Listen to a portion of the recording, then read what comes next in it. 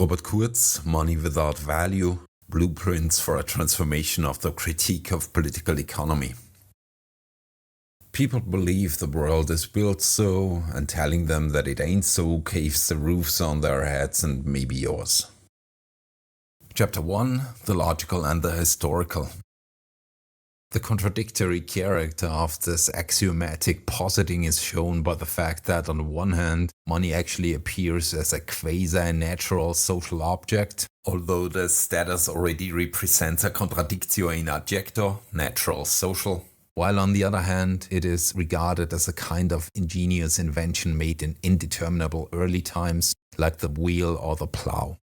Another approach, consciously taking up the contradiction, is only possible in the mode of categorical critique, i.e. a negative determination. Critique is a form of cognition of the category of money attributes to destructive social phenomena in modern society, which is dominated by money, not to an irrational handling of the category, but to the irrationality of money itself. Money is therefore not assumed to be unquestionable. Rather, its very constitution is reflected upon. To this extent, the critical negative impulse gained from experiences of suffering is the condition of the possibility of knowing this object as such, instead of merely questioning its functions in a positive scientific manner. From this point of view, money as a central medium forms the general real form of exposition, Darstellungsform, of an inherently irrational sociality, in which for social individuals, their own social relations have become autonomous in a literal, material, objectified interrelationship, which is therefore also subject to a pseudo-natural blind momentum of its own, although it consists only of the actions of these very individuals. It is what Marx, as mentioned above, calls social fetishism, the end in itself of merely abstract wealth and the money form, and the automatic subject of society.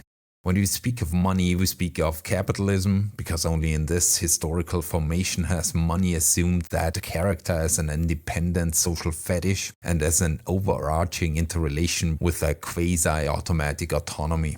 In this definition, money must be understood as a historically limited phenomenon. Chapter 2. Monetary and Pre-Monetary Theory of Value.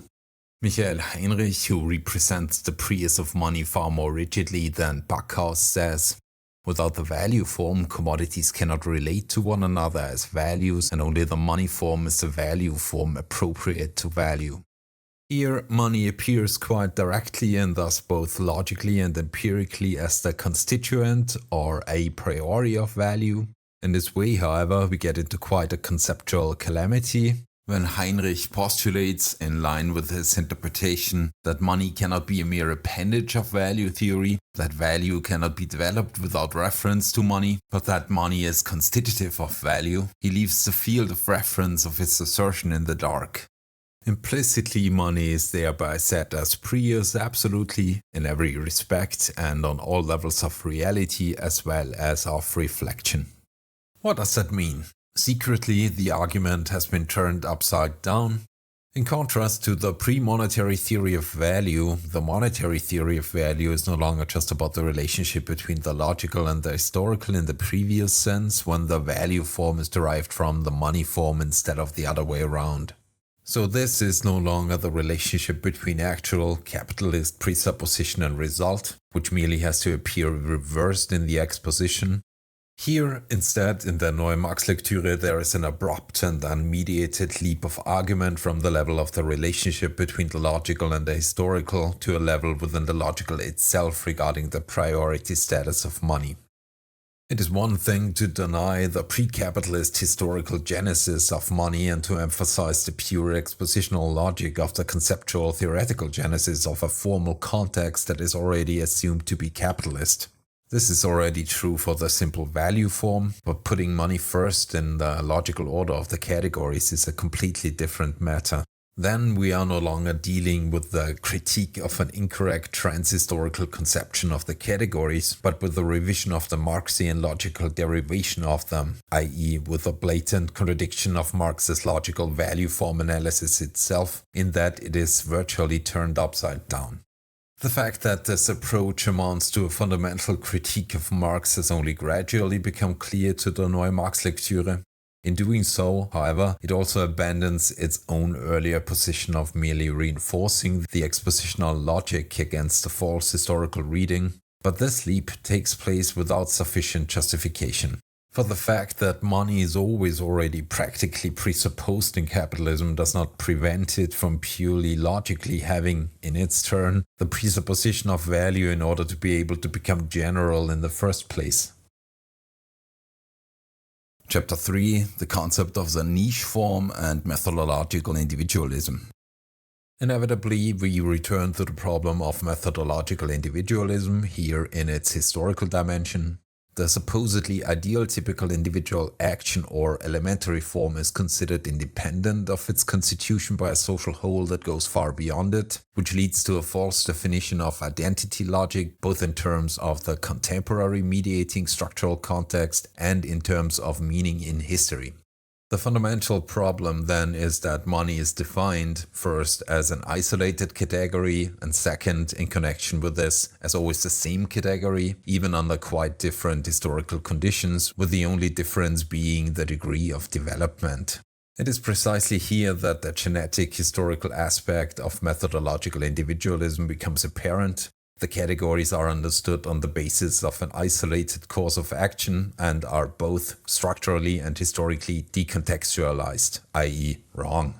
The exposition of a relation or a certain relational logic in the isolated and ahistorical model of the ideal individual case has three crucial interrelated shortcomings. First, it infers the whole from a kind of worm's eye view or test tube sample, whereby the whole appears simply as the sum of these similar individual cases. In corresponding, e.g. economic, models, it is a mere external aggregation. It is not the individual case or the supposed elementary form that is determined by the intrinsic quality of the whole, but vice versa. Secondly, the model also hides the context in which the ideally conceived individual case actually exists, yet different contexts must also influence the logic of the individual case.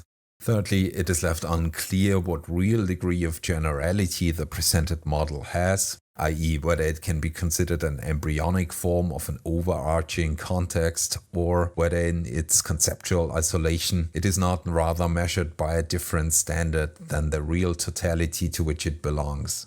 This point is particularly relevant here, since the problem of the degree of generality touches on the historical problem of the niche form. Chapter 5: Money that is not yet money. That old money, which is not yet money at all, could indeed be called money without value. In these circumstances, exchange and monetary transactions are not surface phenomena of an underlying system of abstract labor and value objecthood. What Marx calls a niche form in this sense is not a ready-made logical value form in niches, but an integral part of another matrix of material reproduction that is not based on labor substance and the value form. At most, one could say that exchange and money had in themselves the potential to become autonomous, but that this potential can only be recognized from their modern manifestations, while it had been underdeveloped in pre-modern societies. Certainly, more detailed investigations might reveal that in the context of the pre-modern matrix, which was itself inconsistent, there may have been times, say in late antiquity, when the commodity and money forms were closer to breaking out than in earlier or later stages, but this is an a posteriori consideration, and in fact the real autonomization began precisely in the early modern period. Chapter 6: Money as a historical found object and the original constitution of capital. Emphasis is first placed on the resounding impact of the new weapons systems, which made a tremendous impression on contemporaries, especially princes. From the middle of the 15th century onward, heavy artillery pieces were brought to bear on castle walls, one after another, whereupon previously formidable defenses came tumbling down in a matter of hours if the garrison did not prefer to surrender. A century of rapid development of cannon design lay behind the dramatic demonstration of power gunpowder weapons had attained. Thus, a single cannon was often enough to force a garrison to surrender.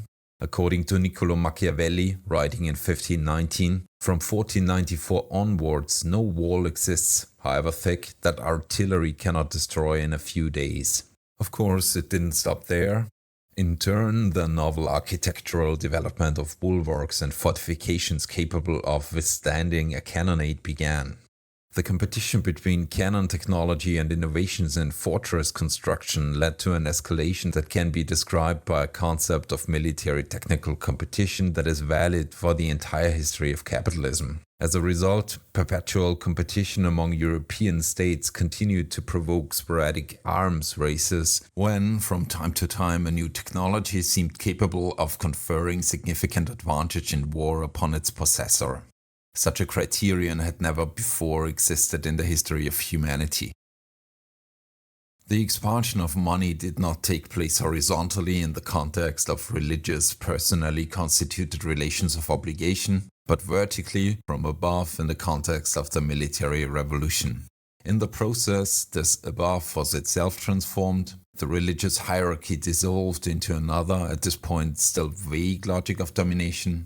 This proved to be increasingly shaped by the need for money, and more money, for the mobilization of the military-industrial complex, which could not be achieved in any other way. Step by step, little by little, all hierarchical relations of obligation, taxes, tributes, benefits, and gifts of all kinds were brutally monetarized and at the same time intensified.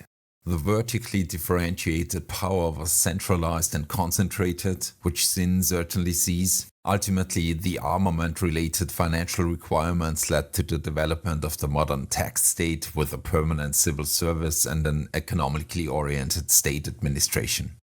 In this comprehensive monetarization from above, the traditional intermediary powers, still stemming from the old personal obligation structures, were literally crushed and eliminated. The decentralized feudal patchwork of power was replaced by the centralized royal court. This is to be understood in a new sense, because a court nobility gathered there on the basis of new bureaucratic structures for the collection of money. The modern, initially absolutist large area state, Flächenstaat, the state in general as we understand it today, emerged simultaneously with the military-industrial complex of cannon production, new forms of warfare, and the qualitatively changed mobilization of money for an unprecedented interconnection of purposes. It was this fusion of the dawning unholy trinity of cannons, statehood and money that gave birth to the monstrous capital fetish, of course without the narrow-minded actors being aware of the consequences of their actions. The key factor here can be identified as what Karl Polanyi described in his famous study The Great Transformation, 1944, as the disembedded economy. Namely the economy or the market society becoming autonomous from all other spheres of life. The detachment of the new military apparatus and its technological basis from the social structure entailed the detachment of the money mobilized for this purpose in a new way from the old, complex relations of obligation. The question, however, is whether the main moment in this process was the emergence of a universal market.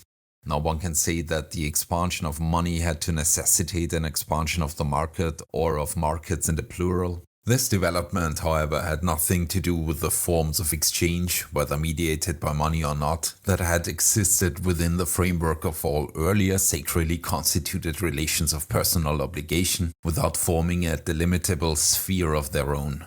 The repressive, violently imposed monetarization and thus formal standardization of the complex old principles of reciprocity and redistribution now forced people to uniformly monetarize products and services that had previously been distributed in diverse contexts in order to be able to serve the demands of the new monetarized tax and canon state, which were emphasized by means of bureaucratic or paid-for apparatuses of violence. The all-around compulsion to make money, not for one's own purposes, but for the foreign external cause of the state military-industrial monster, constituted an unprecedented market in which the reciprocity of the actors was only an empty formal shell, because of its character as a mere functional mode of acting for the money-raising machine that was forcibly wrapped over it. Polanyi, however, only sees the manifestation of the market or its expansion because his guiding interest is not determined by the thing itself in its historical specificity, but by a confrontation with the liberal economic ideology of the 19th century, which only began much later. Since, as shown, he still presupposes an economy as a special and trans-historical moment, Polanyi can only be concerned with its status or its change. According to Polanyi, the socio-culturally embedded pre-modern economy is to a certain extent disembedded, and the relationship is reversed, with the establishment of a market economy being the decisive factor.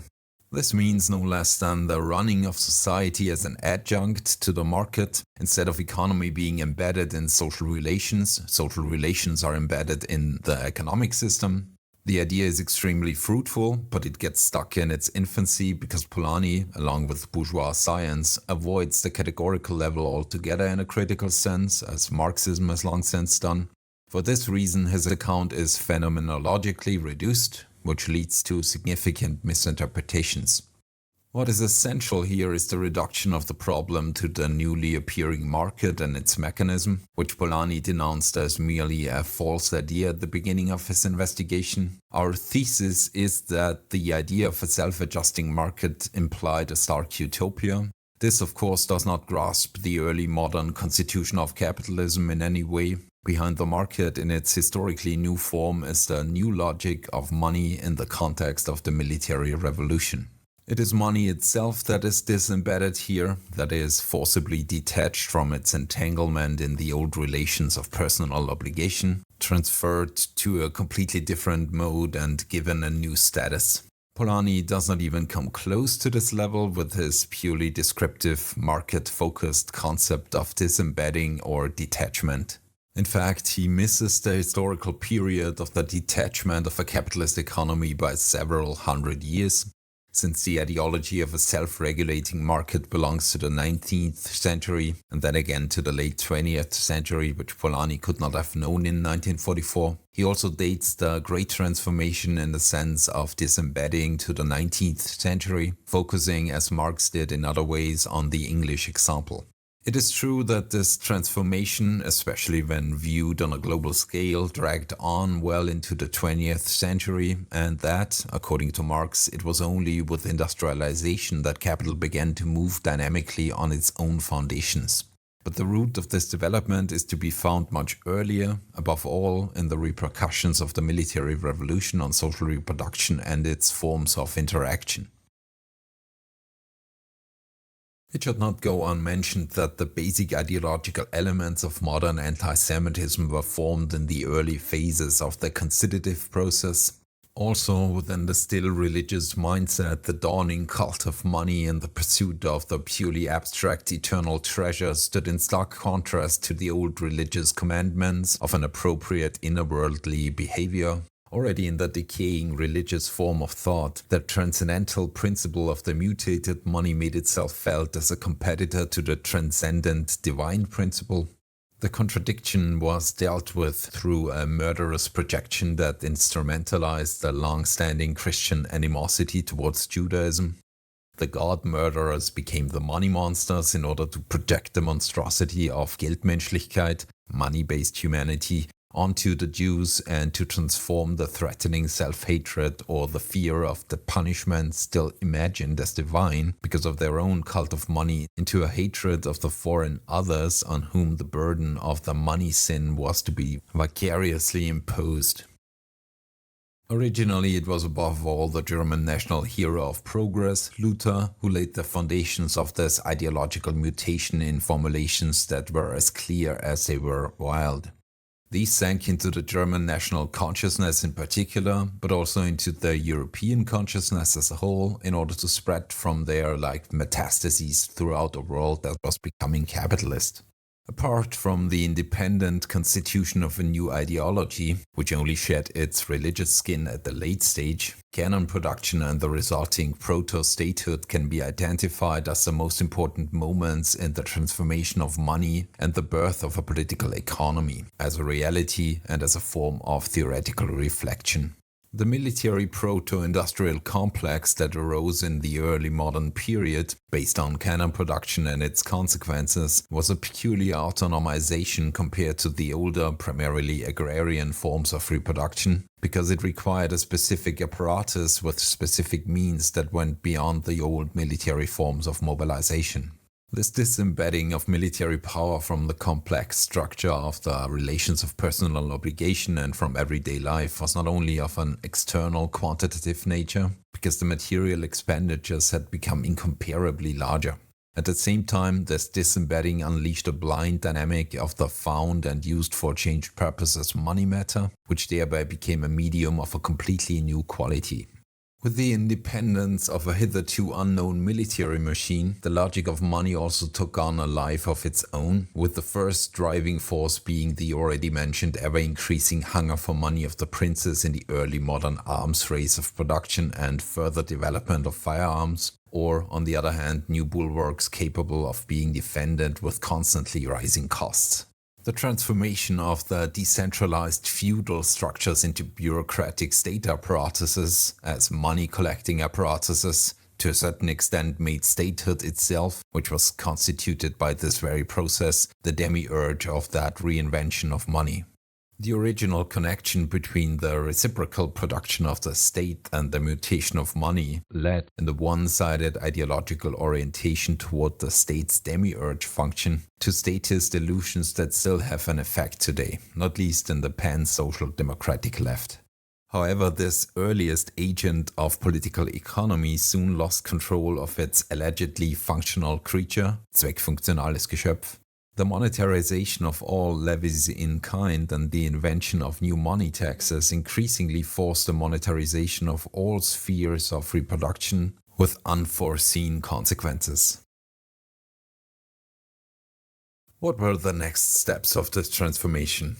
The disembedding and independence of the military firearms machine and state machine from the social body and the resulting disembedding and independence of money over the heads of the originators transformed the money matter for the first time into an earthly end in itself and indeed into one that is ceaselessly dynamic, unaufhörlich prozessierend. This can be understood from the original motive of the state-building princes to give free rein to their money-raising apparatus, a process forced upon them by the arms race. Nevertheless, the hunger for money could not be satisfied. This motive therefore became increasingly entrenched and institutionalized as a feedback of money that had been freed from all its previous connections onto itself, thus becoming the logic of raising money to raise more money. For a long time, the insatiability of the new war machine remained its specific external purpose, but as the procurement apparatus gained momentum in the transcendental money form, the voracity of the form became detached from its original function. It became abstract in itself and an end in itself, emancipated from any material content. In this form, commodity bodies merely represent the means to increase money for its own sake. Thus, Marx's later general formula of capital, MCM prime, began to take shape in reality. Money paradoxically emancipated itself from its various bearers, all of whom were degraded to mere functional subjects of the movement they themselves created and kept going, a movement decoupled from all needs, from the heads of state and the money machine itself to its human material into which the mass of the population had to transform itself. The money medium had to become the end in itself of its own accumulation. The fetishism of this irrational end in itself, which no longer got absorbed into any consciously established purpose, not even that of the military firearms apparatus, produced for the first time in history that self-referential economy that alienated and subjugated all areas of life, an economy that today appears self-evident to everyday consciousness and through enlightened science is ideologically projected back onto all times and societies. So things are quite different from what Polanyi wanted to imagine. Money was not falsely made into a commodity and incorporated into a universe of commodities that had always existed, but rather the other way around. Only money as a proto-commodity, which had become a disembedded commodity, successively transformed all products and things of need into commodities beyond, in the sense of an independent, distinct sphere, the old non-commodity relations of personal obligation. In this respect, the thesis that money came first historically and empirically can also be substantiated on a second level, namely not only as that different kind of symbolic, sacral, sacrificial object had in pre-modern relations, but also as a mutated found object and primal commodity in the early modern transformation. However, this insight does not in any way negate Marx's analysis of the value form, since, and insofar as it refers to the course in itself of already fully constituted capital, while here we are still dealing with its incomplete embryonic state and its birth pangs. But this negates the interpretation of both the old and new orthodoxy that money in the modern sense is a product of a trans-historical commodity logic. Historically, the situation is exactly the opposite of the logic of capital. Historically, money, in its mutation into a commodity, was first in enabling the emergence of the general production of commodities. Chapter 7. The Constitutive Process and Circulation.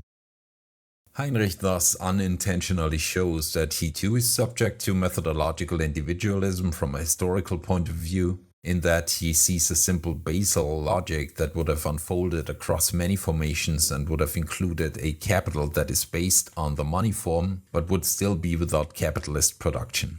In this way, he indirectly admits that he understands the general relation between the logical and the historical in the traditional sense, and in this respect, as already assumed above, must understand the monetary theory of value as valid for pre-capitalist relations as well. It is quite obvious that he is not at all interested in the problem of the relation between the logical and the historical, which results from Marx's logic of exposition, and which is actually constitutive of the Neue Marx-Lektüre.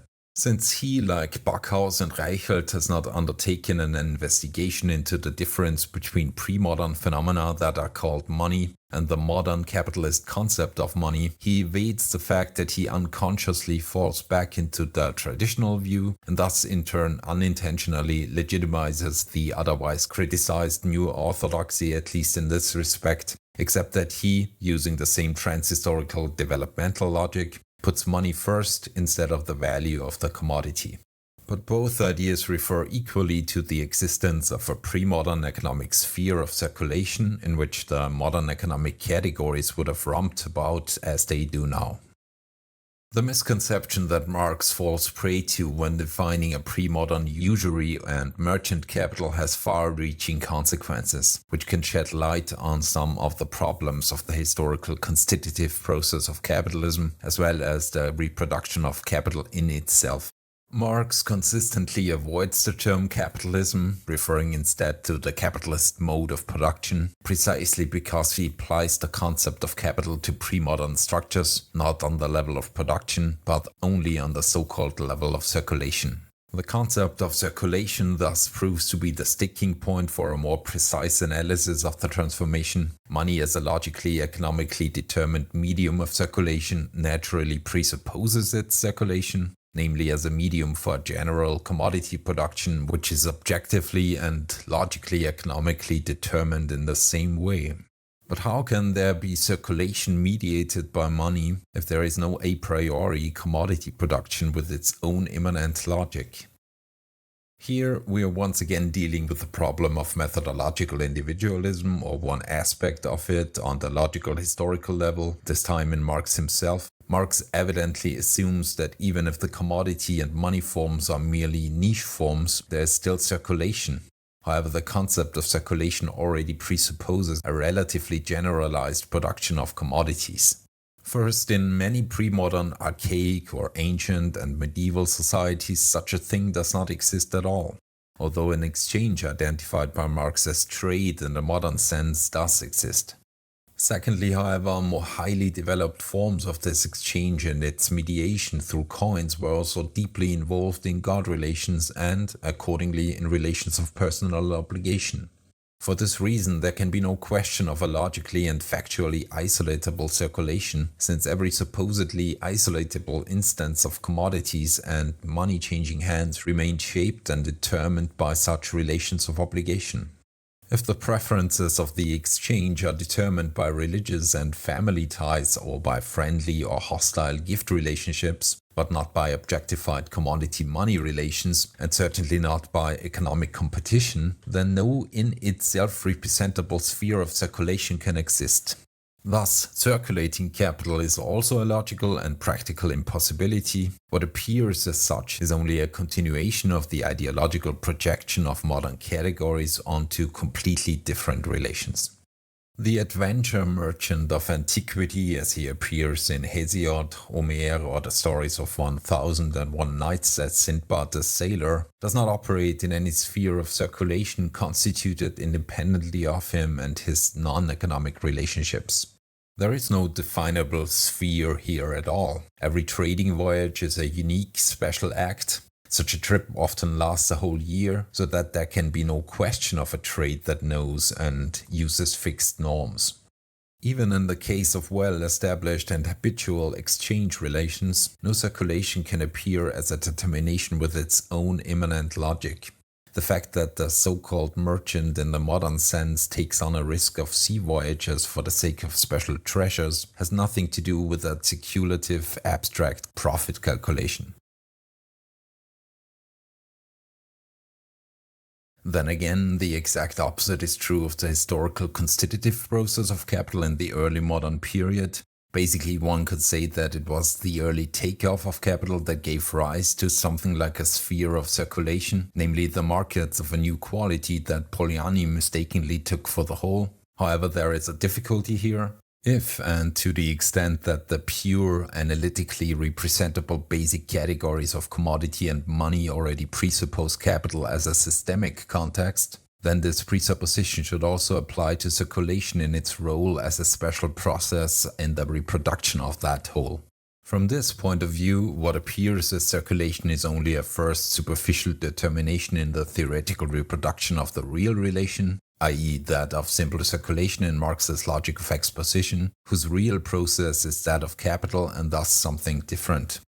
Yet a distinction must be made here between the historical constitutive process on the one hand and the universal market referred to as the sphere of circulation as a moment of the capitalist course in itself on the other.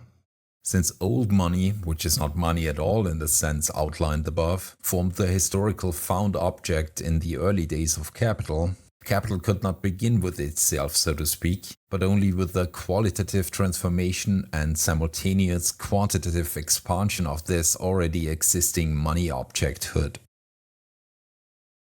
From the anachronistic point of view that projects capitalist categories back into history, this must appear as a mere quantitative expansion of a sphere of circulation, assumed to already exist, starting from the famous Engelsian simple commodity production from which the capitalist principle of profit had then supposedly emerged at a certain turning point. At first glance, this interpretation seems more coherent and more consistent with the historical facts than the one that says that the emergence of a distinct sphere of circulation, it will be seen how problematic this term is, was, conversely, only a phenomenon of the capitalist constitutive process, and thus, as it seems, already presupposes the capital relation. For if capital does not exist at all, then circulation could not exist either. And so the argument seems to bite its own tail, or to be a speculative construct that lets emerge from an ideal core or embryo of capital that historical empirical phenomenon of extended circulation. However, the Neue Marx-Lektüre takes up this problem only implicitly, since it hardly deals with the constitutive process at all, whereas this problem is made explicit by the value dissociation critical position represented here. One could only say again that the Neue Marx-Lektüre ignores this problem as an objective one, and thus makes itself vulnerable to attacks from the traditional view of the unity of the logical and the historical. This problem can be resolved by taking a closer look at the constitutive process and its concrete sequence of events. The qualitative transformation of money does not expand an existing sphere of circulation, but rather creates one, before capital as such exists and moves dynamically in all its moments. Empirically, in the context of the military revolution, it is about the use of the existing money form for that completely new disembedded purpose, which in turn results in a compulsion to monetarize traditional relations of obligation and dependency, which in this way lose their previous character, as we have already seen. The compulsion to sell in order to satisfy the imposed hunger for money of the new power structure has the reverse side of the compulsion to buy, in that new structures of specialization are quietly formed without the previous mode of production being as a whole overturned and without a system of abstract labor having been established. Capital thus comes into being by putting the cart before the horse, so to speak, as the constitution of a previously non-existent sphere of circulation. At least this is how the self-creation of the automatic subject appears, although these are of course only purposeful human actions that set in motion a self-objectifying logic behind the backs of their narrow-minded actors. So it was not just about the institutional divergence of statehood and economy, but also about the doubling of the logic of siphoning off, Abschöpfungslogik, on the common basis of the autonomous multiplication of money. On the one hand, there was the abstract profit logic of the companies that emerged from the original process of state monetarization. On the other hand, a repeated secondary siphoning off brought about by this now upstream entrepreneurial siphoning undertaken by the tax state that, in the course of the constitutive process of capital, blossomed into the second abstract generality alongside money. But this exaltation was at the same time a humiliation, because in the same process the state changed from master to servant, minister of the whole event. On the one hand, its task remained the same, namely to keep the military-industrial complex running, but this purpose became increasingly secondary, while the preservation of the system, the administration of people, and the preparation of individuals for the resulting end in themselves came to the fore. The eventual democratization of this abstract generality in the late 19th and 20th centuries was not the potential denial of the capitalist character of this universality, as left-wing ideology in particular peddles ad nauseum, but its completion. The end in itself of abstract wealth had thus become the general presupposition for social will. It was only the systemic character of autonomized money and its pseudo-natural law-like motions that made the real category of the sensuously imperceptible economic value its own presupposition. The symbolic money without value, in the context of personal symbolic representations, had become the mere expression of an abstract value objected in its disembedded automatic movement and had thus actually created commodity production in the first place. The end in itself of money found its general validity as a manifestation of abstract value valorizing itself as a valorization movement, whose concept is first that of capital or the automatic subject, marks of society. However, this value objecthood of the commodity as a form of valorization and as the essence of mutated money first had to find its determining ground in precisely that social substance which Marx called abstract labor. For the value objecthood could no longer be a merely symbolic form of representation like the old sacrificial objecthood, Opfergegenständlichkeit, in the context of relations of personal obligation. The abstract nature of abstract wealth as a material end in itself had to take on a directly material, no longer merely symbolic quality, as briefly discussed in the last chapter with regard to the mutation of money. This will be shown in more detail in the following section on production. Just as the circulation of the disembedded money had been transformed from a consequence into the precondition of the siphoning off process, so now the material expression, Materiatur, of money as a value objecthood of the original commodity was also transformed from an after effect into the deeper lying precondition of the social money machine. Real abstraction as an automatically executed form of action or practice expanded accordingly from the unstable sphere of circulation to the production of the entire commodity rabble in the new production facilities, which now form the basis of the whole. The abstract nature of this expanded form of action, which only then turned from a merely speculatively determined skimming off process into the reproduction of society as a whole, now categorically seized production itself in two ways. On the one hand, this took the form of an indifference to the concrete material content of production with regard to determining a purpose. The sole purpose is to increase money for the sake of increasing money. To be sure, concrete production activities must be carried out for this purpose in accordance with certain technical requirements of the respective material content of production, later referred to by Marx as concrete labor.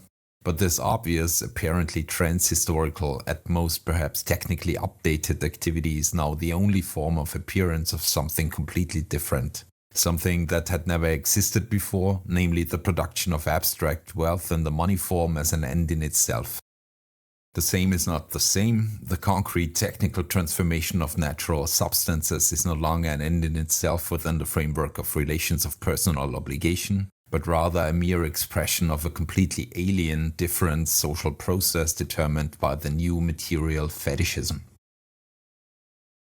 The quantitative determinant of this real abstract substance, the expenditure of human energy detached from its content, namely the expenditure of brain, muscle and nerves in general, is time. Or to put it differently, the social validity of labor time as such cannot be represented directly, but only in the reified form of money through the mediating movement of competition and realization on the market. See the following 2 chapters for more details.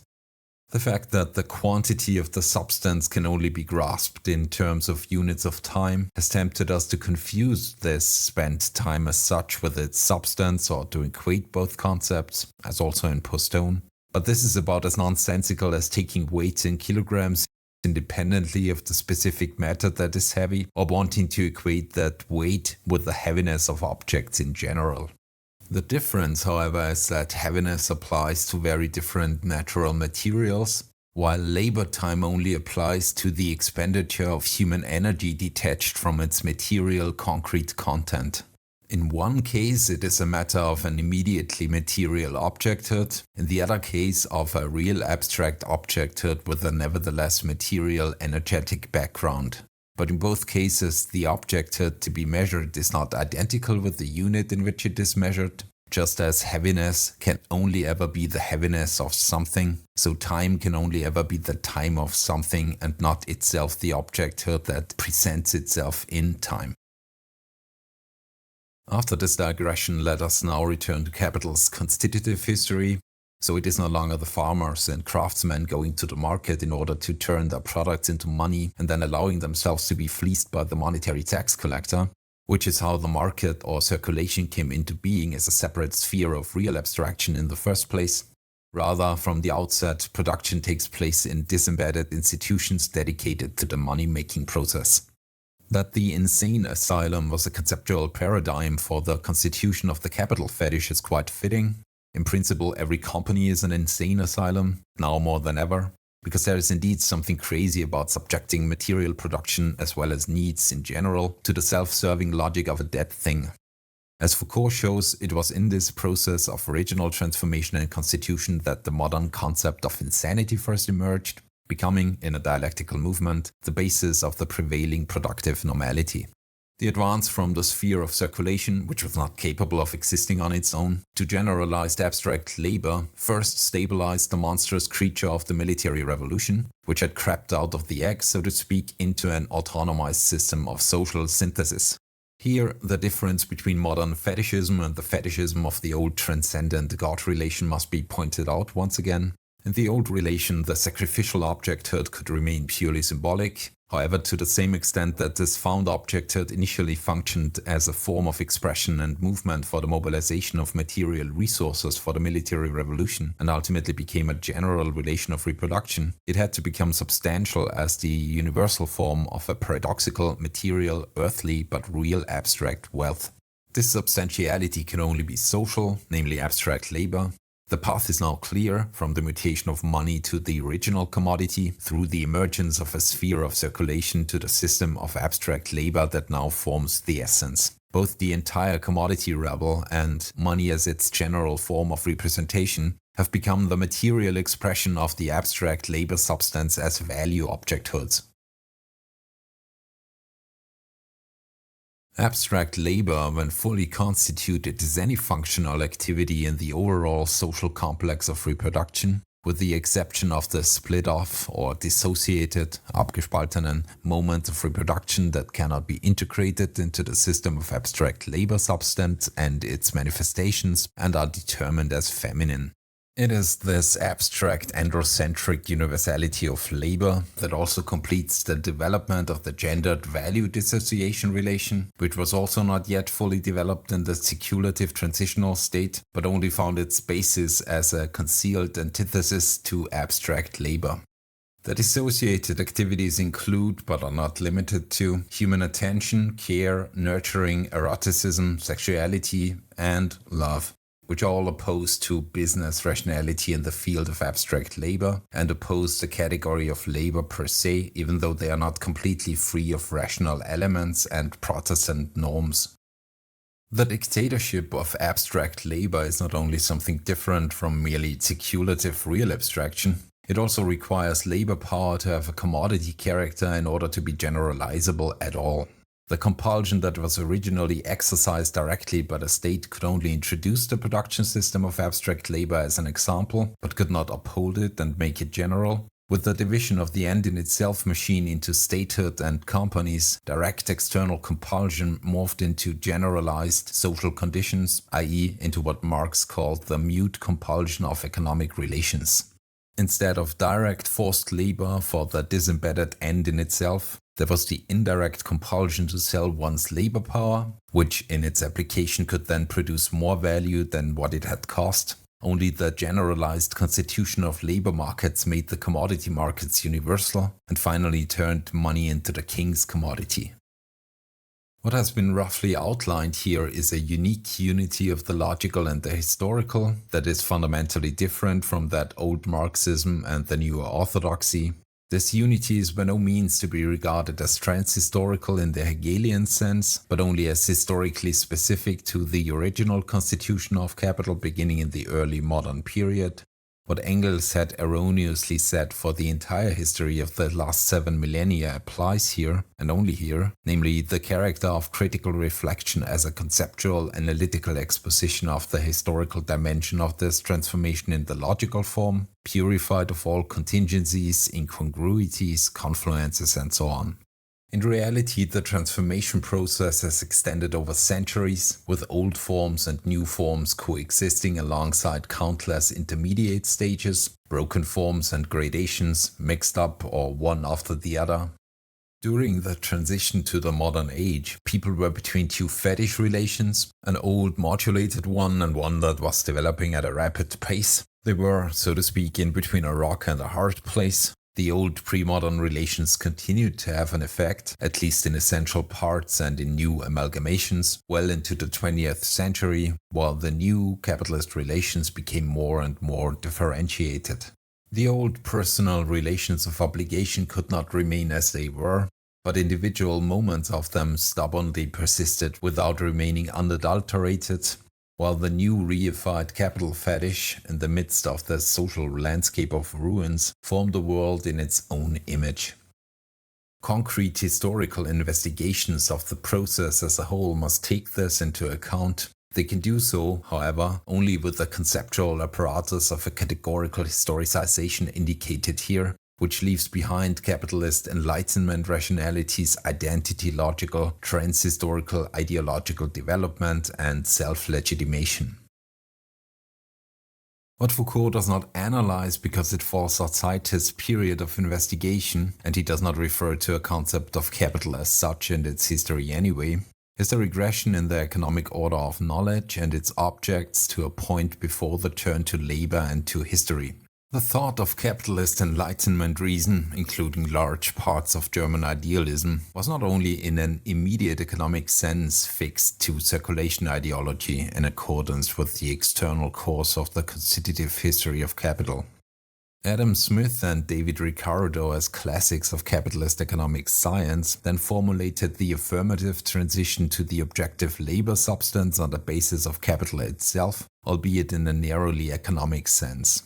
Only Hegel, as the conclusion of German idealism, drew from this a philosophical concept of abstract labor that was idealistic in its diction and thus purely spiritual. At the same time, it was also a moment in the history of the transhistorically unfolding spiritual principle. While Marx reformulated this term in a radically critical, negative and material way, in contrast to the bourgeois classics, and Marxism then turned this negative Marxian term into an ontological affirmation, bourgeois economic and philosophical thinking fled back to its ideological origins, a prehistoric age of knowledge, to use Foucault's expression. But after all, nobody wanted to know exactly how the sausage was made anyway. The marginal utility school, or the neoclassical subjective theory of value, which to this day remains the last cry of economics, rejected the insight into the objective labor substance as a logical presupposition, which they believed should not even be valid as an affirmative positivization, in order to, instead, reduce the concept of value to exchange value, and this in turn to the empirical price as an expression of purely speculative subjective dispositions of market participants. This ideological reduction in economics corresponded to a similar one in philosophy, as represented by the vitalist current, Neo-Kantianism, and the sociology of knowledge up to Heidegger's existentialist philosophy. It is not for nothing that postmodern thought is rooted in this context of subjective value theory, Neo-Kantianism and existentialism, which exposes it as crisis capitalist ideology and completely disqualifies it from being any sort of radical critique. The original facticity of an empirical primacy of circulation in the constitutive history of capitalism up to the end of the 18th century, which logically and thus factually could not remain the same, has been preserved to this day as the purely ideological basis of the false bourgeois Enlightenment consciousness. Labor substance and negative history are dissolved in the ahistorical, timeless, speculative, exchange idealistic and idea-typical singular action of the atomized market subject. But with that, money is ultimately only, scientifically in the 20th century, dissolved into a mere sign, not of a real substance, but of the itself abstract commodity individual performing a subjective functional abstraction. For more details, see Chapter 10. Unfortunately, the Neue Marx-Lektüre has not remained unaffected by this, which is perhaps less true of its founders, but applies even more so to how it has been received by Michael Heinrich, who is now considered the most well-known representative of the Neue Marx-Lektüre and the key source of inspiration for a current interpretation of Marx. In both his main work, Die Wissenschaft vom Wert, The Science of Value, and his An Introduction to the 3 volumes of Karl Marx's Capital, Heinrich dramatically distances himself from Marx's concept of the substance of abstract labor and value objecthood. As we can already see in Alfredson Rethel's work and in Adorno's concept of the exchange society, the capitalist real abstraction is not regarded as a substantial a priori of a negative capitalist socialization that also encompasses production, and it is not assumed to have any underlying content based on the expenditure of human energy in the abstract. Heinrich now uses the term abstract labor only in a non-substantial, so to speak, purely spiritual sense, similar to Hegel, by the way. As far as the form of practice and the concept of real abstraction are concerned, he approaches the idea that it is only a purely functional abstraction of the act of exchange or circulative relation of commodities and money, which Heinrich expressly calls the circulation theory of value. See the next 3 chapters for more details. The root of this view, which consciously or unconsciously adapts itself to the regressive circulation ideological tendency of bourgeois ideology up to postmodernism, lies in the confusion of the categorical sequence of constitution with the cause in itself, or of genesis and validity, Geltung. While the old and new orthodoxies define the objective logic of validity of value objecthood with Marx as a derivation of money from the value form and thus from abstract labor, an arc that also includes production, but then want this logic to be valid as something prehistoric and transhistorical, a point Marx himself was contradictory about, the Neue Marx-Lektüre merely turns the categorical order upside down by implicitly deriving abstract labor and the value form from money in an equally transhistorical manner, at least in Heinrich's case. On the other hand, this defines money as a logical precondition for the cause in itself of capital, the value form is reduced to the apparent exchange value, and abstract labor is desubstantialized and derealized as a mere thought form. Chapter 8: The Disappearance of Circulation and the Logic of Capital.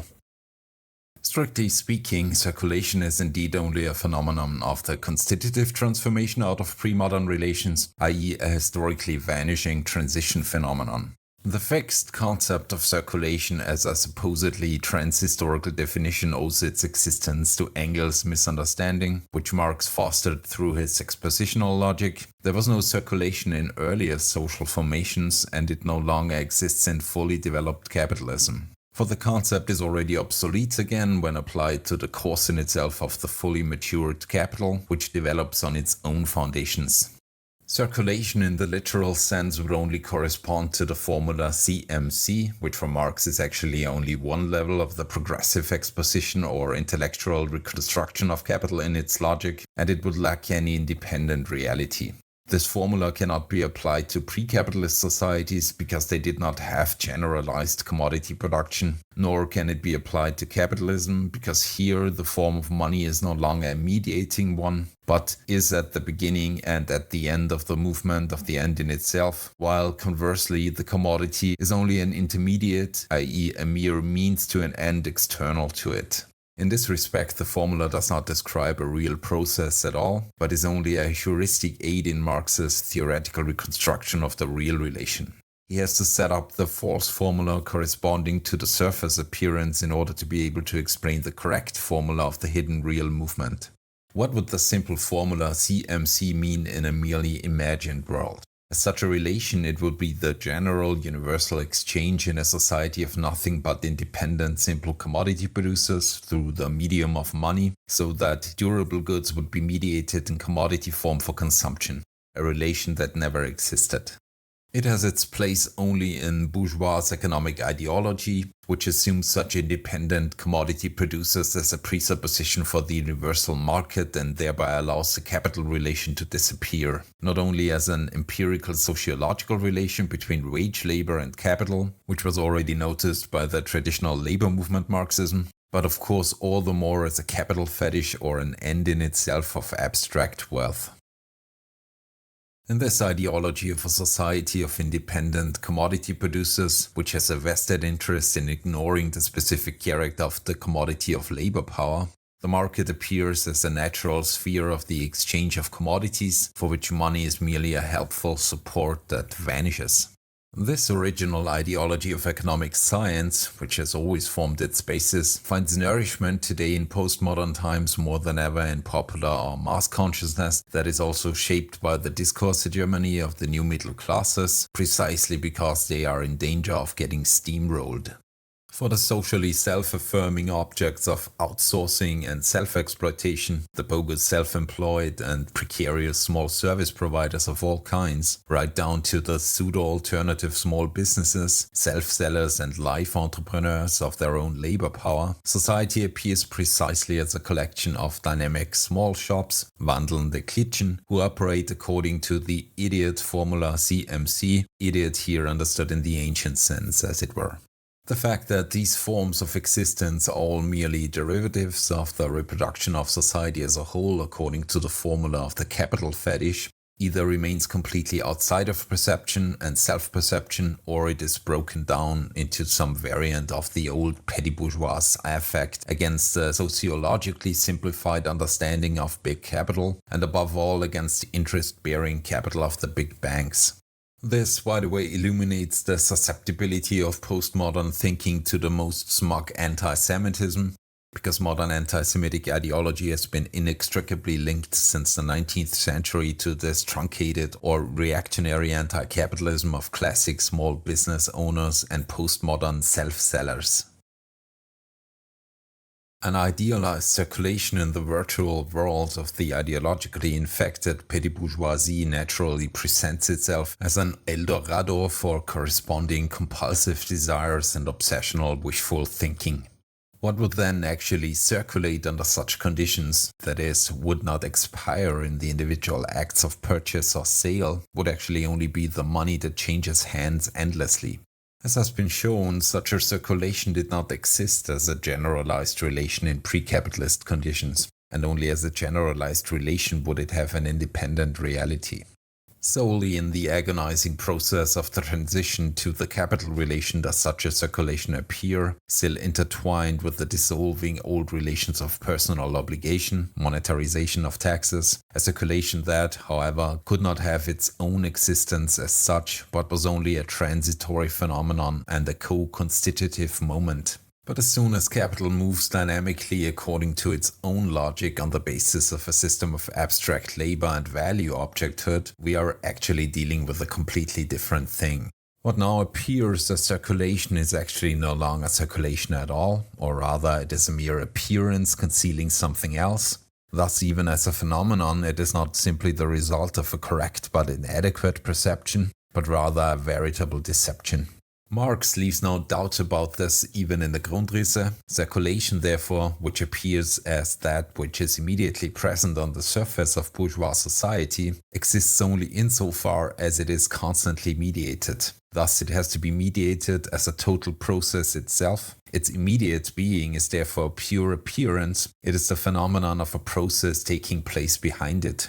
This statement stands in contrast to numerous opposite ones, where Marx himself accepts circulation in its false immediacy, leaving it unclear whether he is counterfactually referring to a real pre-capitalist simple circulation, or whether he is merely concerned with the determinately not real stage in the conceptual exposition of the real process going on behind the putative circulation.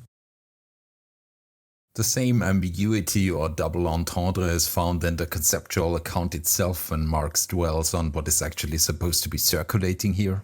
The universal change of hands of commodity and money, which only occurs under capitalist conditions, is by no means only what it appears to be, namely circulation. Rather, the two objecthoods, commodity and money, indeed behave completely differently in terms of circulation, which is obscured by the common, particularly Marxist, understanding of this term. On the one hand, Marx allows commodities to circulate frantically alongside money. Money thus circulates in the opposite direction from commodities. It is the wheel of circulation, the instrument of circulation for the turnover of commodities. But commodities circulate neither in the same nor in the opposite direction to money, but not at all, as Marx himself incidentally states elsewhere. Within circulation, if I exchange a commodity for money, buy a commodity for it and satisfy my need, then the act is at an end. In fact, commodities do not circulate at all through many changes of hands between sellers and buyers. Rather, every commodity goes from production to sale to consumption where it disappears. Intermediate trade cannot be taken as evidence of a circulation of commodities, since it only extends the one-way street to consumption a little. The chain from raw materials and semi-finished goods to the finished commodities, or the relation between the production equipment industry and the consumer goods industry, should also not be misunderstood as the circulation of commodities. It is only a question of the material division of functions, not of the circulation of one and the same commodity. To the extent that value transfer takes place, e.g. with machines, this is located in the production process, not in circulation. So, commodities never circulate anywhere. They are produced, bought and consumed, but these are all individual acts for the individual commodity, while it is only the money that is apparently circulating. But today this money is no longer money or simple money, but capital. Before capitalism, money was not money in today's sense of the word. Now, as such, as a supposedly simple economic object, it is only a false appearance, because the universalization and autonomization of money as value objecthood or its general expression only works if it becomes capital, i.e. a medium that is tautologically linked back to itself as an end in itself. Pure simple money as money did not exist before capitalism, nor does it exist in the course in itself of capital, but only in the course of its transitory mutation, which, however, expires historically. The formula CMC as a mere intellectual analytical abstraction, which has neither a pre-capitalist nor a capitalist reality, must be replaced by the real capitalist formula MCM prime, money, commodity, more money, under whose rule C and M in general only become pure forms. What now circulates is only capital, but can one speak of circulation here at all? Historically, the term was derived from an anachronistic backward projection of the capitalist categories onto the pre-modern era. And theoretically, it derives from the problematic Marxian logic of exposition that begins with the simple forms of commodity and money, and probably had to begin here purely for the sake of intellectual reconstruction.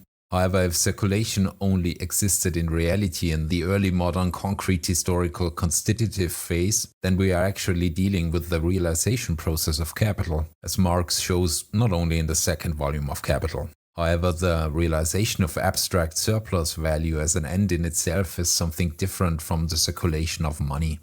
It is true that Marx speaks explicitly of the circulation process of capital, but this terminology stems from his problem of exposition, and thereby transfers the conception of a certain simple level of mere perception to the real essence of the social relation as a whole. It is more precise when Marx chose to title the first section of the second volume The Metamorphoses of Capital and Their Circuit, whereby circuit here means something completely different and much more comprehensive than circulation on the market. Finally, the third volume of Capital is entitled The Process of Capitalist Production as a Whole. There is no longer any talk of a circulation of capital, and it becomes clear that the concept of the thing itself designates an ever-expanding process of reproduction in which the universal market is just a moment that cannot be understood on its own. This total process is the actual presupposition for all of its moments, while it only appears as a result in the theoretical exposition. The metamorphoses of capital consist in the fact that it successively assumes the manifestations of money capital, productive capital, that is, material capital and labor power, commodity capital, and finally money capital again. According to Marx, the qualitatively tautological character of these metamorphoses, namely that money capital becomes money capital again, MCM, can only be explained by its quantitative change. In the production process, value in the form of a sum of money capital becomes surplus value in the form of a larger sum of money capital, MCM prime. That, however, is only realized through the sale of commodity capital. In other words, it has to be transformed back into its augmented original form. It is precisely this fetishistic end in itself of surplus value and the incessant repetition of this valorization process that makes capital the automatic subject of society. One can only speak of a circuit in the sense that capital, in order to do justice to its own end, must always run through the sequence of these metamorphoses. However, it does not circulate as such on the market. The market merely forms the sphere of realization as a conclusion of the valorization movement. It is itself only a station in that cycle, while the concept of circulation only superficially perceives the movement within this one station, namely the eternal change of hands of commodity and money, which is, however, mere appearance. The real phenomenon that this ideology disavows within the market sphere itself is universal competition. The generalized relations of competition turn out to be the executor of the mute compulsion, marks of a logic that makes a mockery of any autonomy of individuals. The ideological legend of progress about the emancipatory character of the supposedly free exchange subject, who is perhaps only subjugated by the non-autonomous capitalist sphere of production, is exposing its own absurdity because the supposed sphere of autonomy qua competition is the scene of a struggle of everybody against everybody else, which inevitably turns violent. The free market is just as much a source of violence as all the other stages or moments of the logic of valorization. It is obvious that no such competition existed in the pre-modern forms of exchange under the dictate of relations of personal obligation, even if they are wrongly identified as commodity production and the value form.